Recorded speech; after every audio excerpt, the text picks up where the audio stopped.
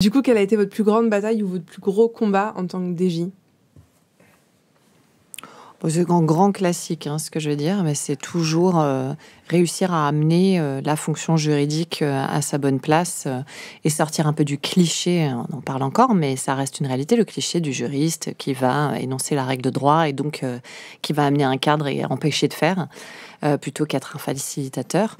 Donc, un combat, c'est de réussir à casser ça. Alors pour ça, faut créer des opportunités pour montrer qu'on peut avoir une vision extrêmement pragmatique de l'application du droit. Il faut être clair, le directeur juridique, il va devoir être créatif au sein d'un cadre juridique. Et son but, c'est pas juste de poser ce cadre-là, mais c'est d'aller créer à l'intérieur. Sinon, il sert pas à grand-chose. En tout cas, ça enlève beaucoup de l'intérêt d'internaliser la fonction.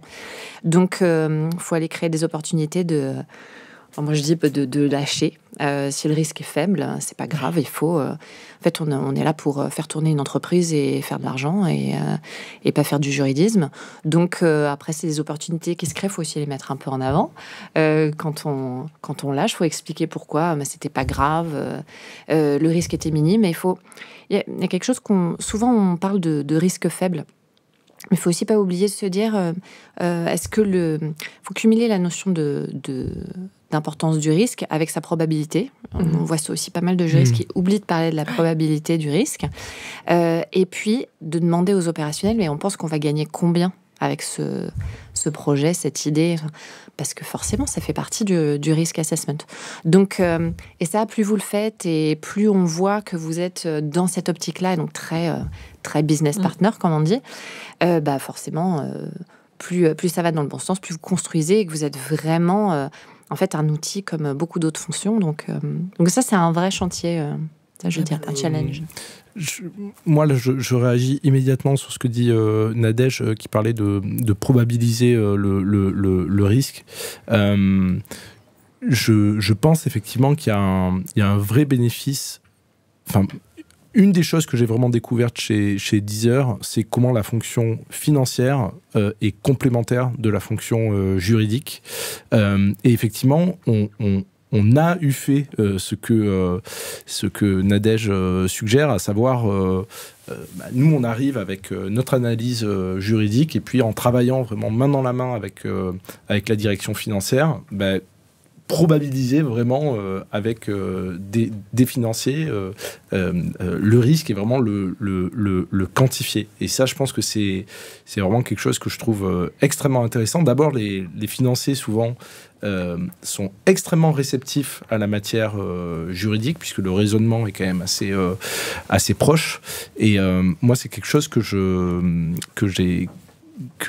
j'apprécie vraiment tout particulièrement chez Deezer, le binôme que je forme notamment avec le directeur financier adjoint Karl de Place,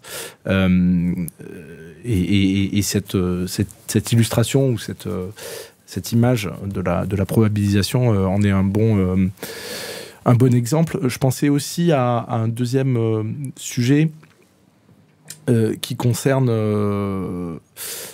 effectivement donc ce que disait Nadège sur le juriste business partner. Ça, il y a un sujet, je pense, qui est important. Alors, à nouveau, je ne fais pas de pub pour Pierre Landi, mais c'est vrai on l'entend beaucoup parler. Mais presque. on l'entend beaucoup parler. Il est très présent dans la communauté. Et effectivement, c'est un de ses chevaux de bataille, et à juste titre. La place du directeur juridique, au COMEX, et ce que dit Nadège, à savoir le juriste qui doit être avant tout un business partner, qui ne doit pas être un empêcheur de tourner en rond. Et si je vais plus loin, un juriste stratège avec une vision, ça s'acquiert nulle part ailleurs qu'au COMEX. Et effectivement, je remercie Pierre de nous pousser dans nos retranchements sur ce sujet-là, qui est vraiment essentiel en fait pour arriver à l'objectif que nous assigne Nadège, d'être des juristes business partners. En fait, j'embrasse Pierre aussi. Je sens qu'il y a un truc autour du fait de donner à Pierre sa juste place. Je l'aime beaucoup aussi. Merci d'avoir suivi cet épisode jusqu'au bout. N'hésitez pas à le partager autour de vous, ou encore, comme nous, à inciter vos collègues à s'abonner à la série. Si l'épisode vous a plu, et quelle que soit la plateforme sur laquelle vous nous écoutez, laissez-nous un commentaire, 5 étoiles ou un like.